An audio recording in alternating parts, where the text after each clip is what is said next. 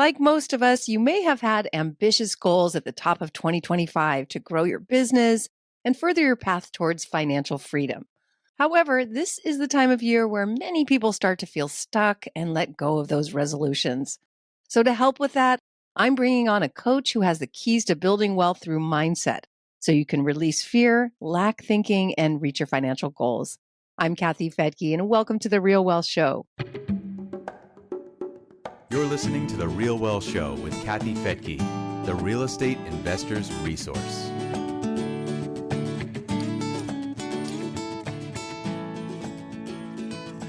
Today, we're diving into the fascinating journey of Ellen Petry Leanse, someone who helped shape the early days of Apple. She's now a coach, a TEDx speaker, and an expert in neuroscience. So we'll explore the neuroscience behind the wealth mindset. For our real estate investors who feel like they can't stop or will never have enough, we'll dig into how you can shift that thinking. Ellen, welcome to the Real Wealth Show. It's such a treat to be here, Kathy. Thank you very much. I so enjoyed meeting you when we were in San Juan doing our little tour, and somebody said, "You got to meet Ellen. You're just going to love her." And sure enough, in the first couple of minutes, I was like, "Tell me more." So let's start with 1981, where you were involved with a little tiny startup that some people might know about today. Let's go back then. What was that, and how did you get involved in the Apple? Yeah. Well, it was, in a way, we were a little more than a startup, but we were definitely an upstart. And I love that whole vibe and vibrancy of just all of the energy and creativity that just flowed through Apple's veins at that time. So we were in Cupertino. We had gone public about 3 months before I joined the company. I had never heard of Apple until I saw a funny little, Apple-shaped logo in the San Jose Mercury News and applied for a job there, got a rejection letter. And when I saw the rejection letter, there was just something about it that just said, "Do not take this rejection letter." I called the phone number and, those were the days, right? I actually spoke with a human being and told her that I thought she'd made a mistake. She was a recruiter. And sure enough, that wonderful woman, I wish I knew her name. I have so much to thank her for. I learned so much at Apple, but that wonderful woman said, "Well, there is this one job that did open up a few days ago, and it was for Apple's first international communication specialist." I was fresh out of college. I'm bilingual, which is a real treat. I speak Spanish. And I somehow talked my way into that job and thus began a 9-year career at Apple. And during the course of that career in 1985, due to some pretty remarkable circumstances, I saw an opportunity to plug a cable into a Mac and bring Apple online, making Apple the first company in history to have a public-facing presence with its customers and earning me, unbeknownst to me, I didn't know it was going to happen. I didn't see the future, it wasn't like that, but making me actually, considered a digital pioneer. Oh my goodness. Oh my goodness. Now this is, so you plugged in Apple to the rest of the world. I still hear the click to a modem. I mean, those were the days, but this was before email. This was the proto-internet. There wasn't even such a concept of an internet coming. It was Usenet, ARPANET, DARPANET, the well, all of this stuff. But I did bring Apple online in 1985. Please tell me you got lots of stock options. Well, since this is called the Real Wealth Cast, I should say, yes, the answer is I did. And because I did not have a solid financial strategy for my future, because I did not have good financial literacy, and because I agreed with a few things that were happening in my life and the world around me that I would not agree to as my current version of myself, the past tense for those words is absolutely the right word. Okay. I mean, what a journey you've been on, and to see the world change. And you knew Steve Jobs pretty well, right? Well, I can't say pretty well. I definitely knew him and greatly, greatly appreciated and admired him. And I want to close that thing about your question on the options by saying real wealth is so much more than net worth, isn't it? And the wealth of learning, opportunities, experiences, just worldview that I got from the time at Apple, and Steve Jobs definitely influenced that, is actually the wealth I hold dearest. And aside from my kids, the wealth I hold dearest in my life. I love that perspective. And of course, that's what we're all about at Real Wealth is real wealth, right? It's never about money. It's about living a life that you have no regrets, right? No regrets. But just looking back, let's just go back to the one thing you said very early on, which was you got a resignation letter, and that didn't stop you. That would stop most people, and I think that's an important message for people to hear today, because it can be daunting to be looking for a job or to be starting a career in real estate or whatever you're doing. What was it that had you be able to turn a no into a yes? Thank you, Kathy. And it's actually a great question, because I like to say that I sent out hundreds of job applications at that time and received thousands of rejection letters. So I think I had more rejection letters than I'd even asked for, right? And this is what I would say to listeners, is that instinct is a superpower. As I'm sure we'll get to, I work in the realm of functional neuroscience now and applied neuroscience. And I really look at the intelligence of the whole body and the whole being. Intuition is a form of intelligence. Kathy, I'd always been both a geek and kind of an artsy person. And I was often told those two things couldn't fit together. Mm. When I saw that 6-color rainbow Apple logo, remember, I applied through the San Jose Mercury News. It was all black and white. So all I saw was the black shape. When I opened that letter, even on the envelope, when I saw that letter, I'm like, what is this? Very different from the Computech, Systech, Compu, blah, blah, blah, blah, jargon, syllable of all these techie, jargony words, that made no sense to me. But when I saw Apple and a 6-color logo, my first thought was, this better not be a rejection letter. And when it was, I was like, no, these people get it. If they can do a logo like this, they understand that these worlds of science or, technology or whatever else, and the world of humanity and creativity are not separate. They see how they can bring it together. I was going to go and fight for that thing. And trust me, it was the only call of that type I made. Wow. Yeah. And isn't that just the truth, that Apple really made computing simple? That's what we try to do here at Real Wealth, is simplify just the concept of wealth. So if you would, you've been around probably the greatest wealth in the world. Watch this company just take off. You were a part of that. And now you're in neuroscience, which I can't wait to talk about that. But I want to focus on wealth, because that's what our audience is striving for. And you've been around it, you've seen it. I'm from the San Francisco Bay Area. I was around it. I've seen it. The house my parents bought for $70,000 is, who knows what it's worth today, probably 10 million. So this whole area has been so wealthy. But from a neuroscience perspective, what should people know about what it takes to create and build wealth? I'm going to answer that, Kathy, through neuroscience. But first, where you were heading was something that's almost more what I would say is maybe spiritual or psychospiritual. And one of the things that I have seen, and I will get to the neuroscience, is that when people are chasing wealth as evidence of their worth or validity, there's never enough wealth. That's just a really hard thing to say. And I've seen it again and again.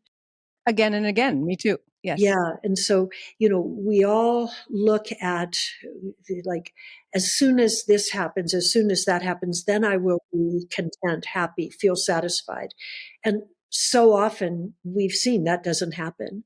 So I think a really, really important thing in my work today as a coach, and I work with a lot of high net worth individuals and people in Silicon Valley and all sorts of other, things as well, but is to really say we must decouple our net worth and our self-worth. So in my opinion, self-worth is a birthright. We are born worthy. We live in a culture that tells us that worth needs to be proven. And now we'll switch to the neuroscience. I think the biggest metric that we use in our culture to display our worth and then also to validate each other's worth is really with, it is very often financial. It's what do we own? Where are we going? what was the last most fabulous thing we did that's slightly more fabulous than the other person had? I like to call it fabulitis. I think it's sort of in a way, it's sort of a disease that takes over in our culture. And it really does break my heart, because if we look at long surviving human cultures and everything we've done over time to create sustainable ways of living, belonging was a birthright. And we did not have to prove it through relative worth, through something we competed for, or through outdistancing the person next to us. We could all rise together.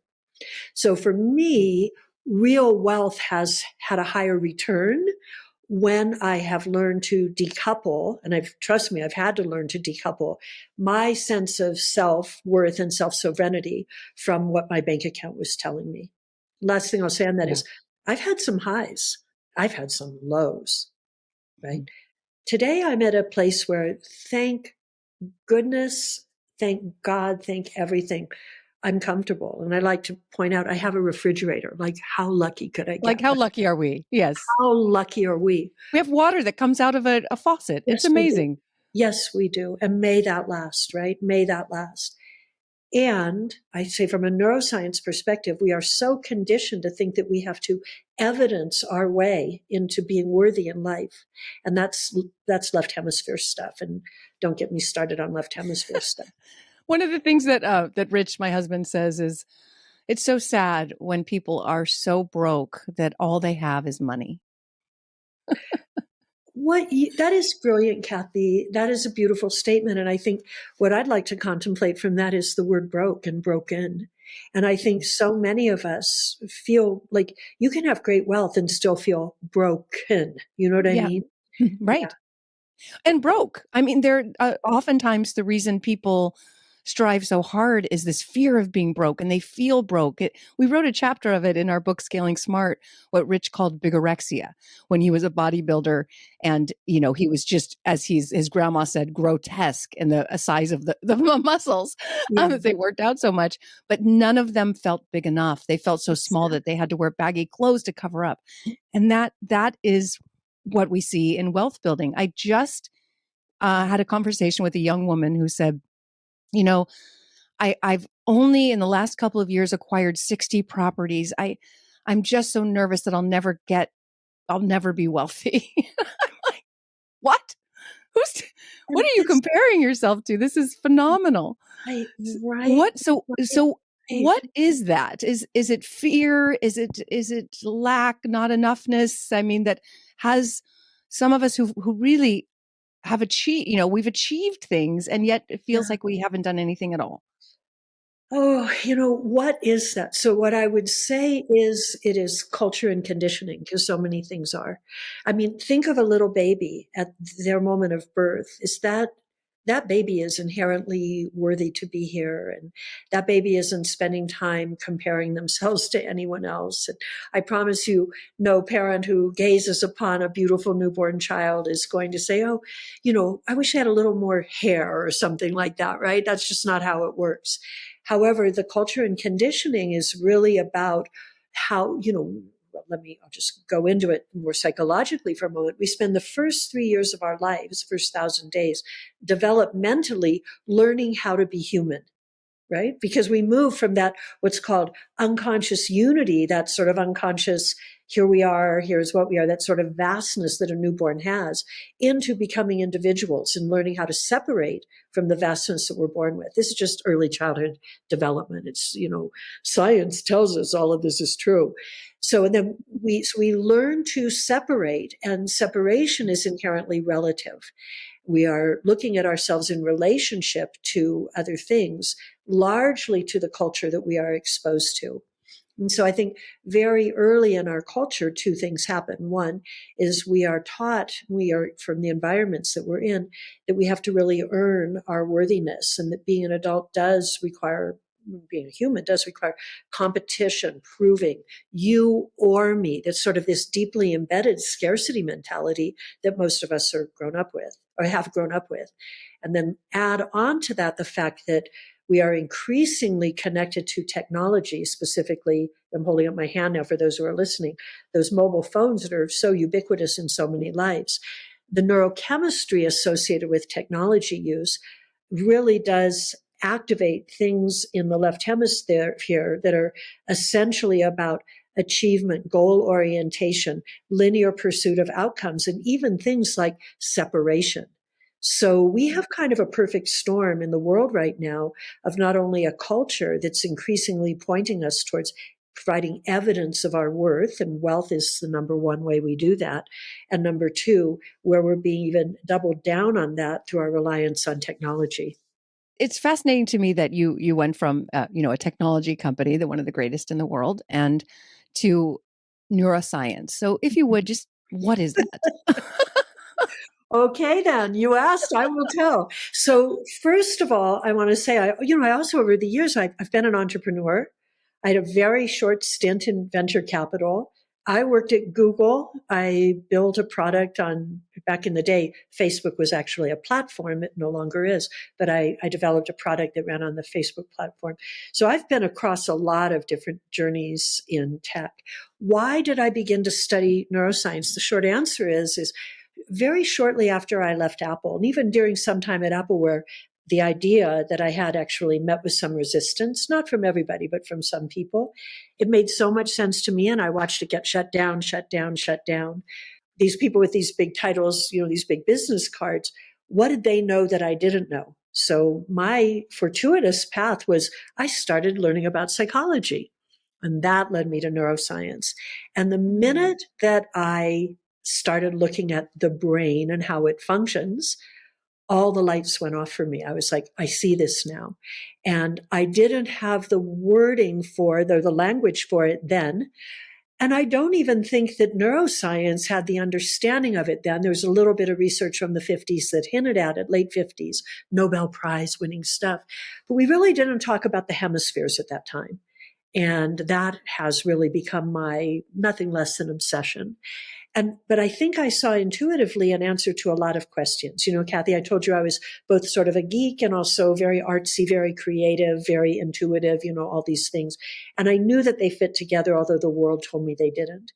When I started learning about the brain, I saw how people shut down their curiosity and creativity in the name of expertise, knowledge, needing to be right, all of these things, and how that costs us the loss of creativity and intuition. By the way, Steve Jobs was like the epitome to me of a balanced brain, which is why he was so creative.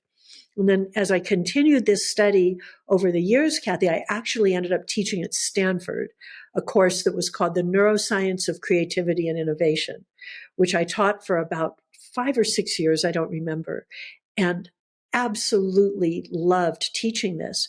But even in the 5 or 6 years that I taught this, I watched curiosity shrink down and creativity shrink down as people got more and more reliant on mobile technology. And isn't that fascinating that you were at the forefront of this thing that has sort of diminished potentially our connection and our connection to ourselves and our intuition and just togetherness time. Yeah, you're so right. So fascinating. Again, what a journey. And it's just so fun to have. I'm literally talking to a legend. Well, right back at you, girl. And I'm sure a lot of people out there listening too. But when people ask me, oh, how did you do it? And I really say that a lot of it was simply luck and good fortune. If my parents hadn't moved from Ohio to California, I probably would have never ended up in, like working in Silicon Valley. If I hadn't been a geeky artist, I wouldn't have gone, what the heck, when I saw that 6-color Apple logo. It's a funny thing and it's a little cheeky, but I was really lucky. On Saturday night last weekend, I did a TEDx talk in Breckenridge, Colorado, and they very wisely titled it The Hidden Price of Innovation. What I really spoke about is how the brain has changed over time and how the things that we knew centuries and millennia ago could actually help us navigate a future we can survive now. So it was a very exciting talk, but one of the closing lines said, despite my 40 years in tech innovation, I don't find hope in inventions or interventions aimed at saving the world, unless that is, they honor the thinking our ancestors and those who live most like them have proven can sustain survival. You can tell I had to memorize it, right? What I wanted to say cheekily was, I say, despite my 40 years, and I actually think that the words could have been different, but it's almost like because of my 40 years in tech innovation and in the world of innovation, I watch a lot of that competitive proving, that move fast and break things mentality come in, where someone has an idea and they think just because I have the idea, I must bring it out to change the world. And I think one of the prices of so much innovation is we've kind of lost sight of more of a sense of responsibility to the future and to the long-term consequences. And Kathy, maybe that's analogous to some of the questions you're asking about wealth, because sometimes people get so overextended in their quest to create real wealth that they actually forget to think about the consequence of risk, of undue risk. Mm-hmm. And at that point, they're not wealthy anymore because they're feeling vulnerable to things outside of their control. And they're really at the vagaries of markets and not balancing their sense of risk in a way that is really sustainable for their future and their legacy. Does that make sense? Well, it's generally with new investors or people who are not educated in investing, because let's take a doctor. They've spent 8 years at least learning to be a doctor and then building their business or their skills. And where is the time left over to know what to do with the money that may be new for them, a new concept, unless they came from wealth? Which many people, if you've got a 1%, that means there's 99% who don't necessarily know about money. And so generally it seems to be a pattern where either people will, as you said, not see the risk and just invest in anything and trust anyone, which was me. I trusted way too many of the wrong people because I just didn't know. Or, it's almost like, if you look at what is your relationship with money, you wouldn't just let your kids stay overnight at someone's house, for a week and not know who they are, what your most precious thing. And your money is precious. It's your hard-earned hours that you've just, worked so hard to save and then just hand it over to someone you don't know. I mean, it's an interesting relationship, I guess I'll say, we have with money when we don't understand it and haven't maybe had that relationship with money, and now all of a sudden we've got to manage it. So it's I'm curious on the neuroscience side of that, how you can shift your brain. I mean, first of all, can you change? How do you go from lack thinking to abundance thinking, and can we change it? I think you can. In fact, a lot of thoughts about neuroscience were activating even as you said that. And this is where I'd want people to understand what I would call a whole-brained approach. So anyone can agree that a whole brain constitutes all regions of the brain. The prefrontal cortex, which is about intentionality and sort of the vision we have for ourselves. And it's also about new and novel information, but that's a talk for another day. But also both hemispheres of the brain, both the linear pursuit part of the brain, which is very important. The left hemisphere, I believe it's overly activated in modern times, but also the right hemisphere, which is about big picture thinking and context. And this is the right hemisphere. And for those who are listening, I'm sort of moving my right hand over the right side of my head to show like that area of the brain. This is a slower part of the brain. Daniel Kahneman wrote a book, very lauded book called Thinking Fast and Slow. And although he does not go into the hemispheres of the brain, everything he talks about shows the difference between the very fast and often inaccurate left hemisphere, often inaccurate. I'm not saying always, very often correct, but quite often inaccurate. And then the right hemisphere, which is slower, but much more likely to be accurate. I like to say the left thinks it's right, even when it's wrong. Right? And we can even look at research that says that the left hemisphere will come up with an answer. The right hemisphere will provide a counter position on that very often. And then the left hemisphere has been trained, highly trained, to shut that right hemisphere down.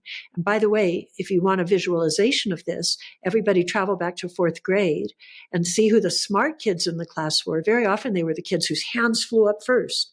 And even if their answer wasn't correct, they were still seen as smart kids because their hand flew up first. And that's a subset of our human potential, of our cognitive potential.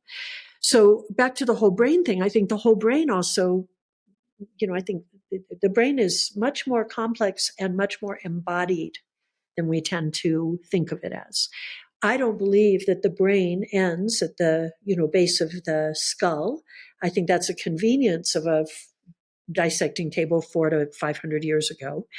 But the brain really is linked inextricably to the spinal column, which extends into the nervous systems of the body. And there is evidence that says that information in the nervous system is actually pre-processed as a form of intelligence before it even travels up through the medulla oblongata into the brain. So I like to think of the body as a very intelligent system. And so that's all leading up to the answer, which is slow down and feel what you feel.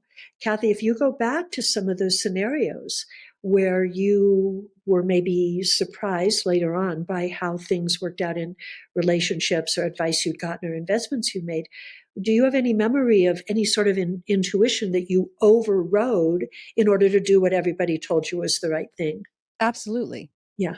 Yeah. And I believe, just looking back for centuries, we, or, go to the animal kingdom, your whole body has to be aware. Like even the hairs on your body respond to what's going on out there to protect yourself. Yes. So, and your feet yes. they're very sensitive too, because we didn't have shoes, many years ago, and you had to understand through your body. And very often we are disconnected. We are cut off from our body. Disembodied. And everything is in the brain. And when that happens, we just literally can't think as clearly. So one method, you've probably heard of heart math in San Jose. Yes. But yes. they're just a simple exercise is to breathe into your heart, hold your hand on your heart, breathe through it, and imagine something you love, that you love dearly. It could be your pet. It could be skiing, surfing, whatever it is. And imagine that. And then we start to reconnect our brain to our heart and can then think more clearly. But you're right. No, I was thinking with who knows what, ego. No, it's conditioning. I think it's conditioning. We can break it all down to that and look at the neurochemistry. I love that you brought up heart math. Two things I have learned from heart math that I love sharing is, first, and I'm saying this because I really believe in the science. First of all, the electromagnetic signal of the heart is, per heart math, 500 times stronger than the signal from the brain. That's point one. And then the second thing is that the brain seems to receive more information from the heart than the heart. The brain receives more information from the heart than the heart receives from the brain. And so the heart math hack that I love is, and this works really well when we think about investment, how do I want to feel? And once we really tune in, how do we want this investment to have me feel? We have activated more intelligence than we had access to before. Fascinating. Okay, well, Ellen, I could talk to you forever, but our time is up. So any last advice for investors? Many are just starting out. They have a dream. Maybe they are tired of being on what feels like the treadmill, everything you've just said, go, go, go, go, and see real estate as a vehicle to slow down, to have the dreams that they want. What advice do you have for our listeners? The first thing is they can ask themselves my favorite question in the world. And that question is, what would great be? And to slow down as they answer it. So if you ask someone the question, what would great be? They're probably not going to say, I want this number, this number, this number in my account. They might describe a more values-based attribute, which is, I want ease and spaciousness in my day. I want to leave a legacy. I want to do the right thing for the people in my life, my children or whatever. I want to be an important contributor to a cause that I believe in. So what would great be for you? And then with that, slow down, feel how you want to feel, and make that what you optimize for. That would be the thing. And then I would also say that remember that the fast grab is probably the riskiest grab. Slow down a little bit. And trust yourself more than you trust the voices around you.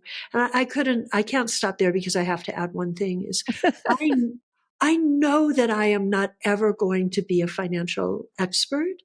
And so aligning with people whose financial intelligence is higher than mine is really, really important to me. I like to build trust by people who have cared as much about the financial realm as I have about what's going on in the brain and the body intelligence. Oh, Ellen, I love that. Thank you so much for being here on the Real Wealth Show. Thank you. What a pleasure. Thank you, Kathy. And thank you for joining me here on the Real Wealth Show. I'm so excited to announce that I will be doing my own coaching program coming up soon, so stay tuned. We'll have those details out shortly. I'm Kathy Fettke. Thanks again for joining me here on the Real Wealth Show, and we'll see you next time.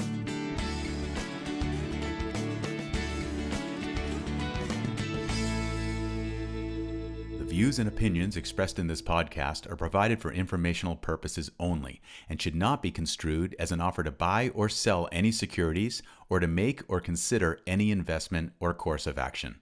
For more information, go to realwealthshow.com.